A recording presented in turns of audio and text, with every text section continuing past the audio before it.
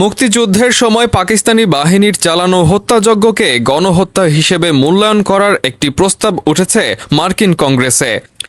২০ March শুক্রবার house of রিপ্রেজেন্টেটিভসে প্রস্তাবটি তোলেন ডেমোক্রেটিক পার্টির কংগ্রেসম্যান গ্রেগ ল্যান্ডসম্যান।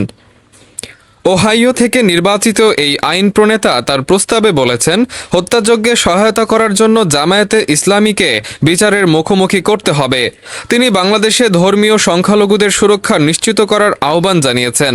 প্রস্তাবে বলা হয়, ১৯৭১ সালের ২৫ মার্চ ঘোষিত অপারেশন সার্চলাইটের সময় পাকিস্তানি সশস্ত্র বাহিনী এবং তাদের ইসলামপন্থী সহযোগীরা নৃশংসতা চালায়।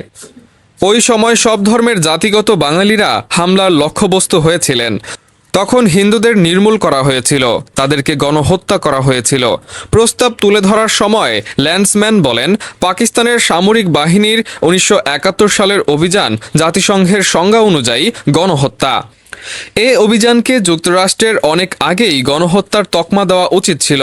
প্রসঙ্গত, দীর্ঘ প্রায় ১.৫ দশক ধরে প্রবাসে বসবাসরত বাংলাদেশিরা গণহত্যার আন্তর্জাতিক স্বীকৃতির জন্য চেষ্টা চালিয়ে যাচ্ছেন।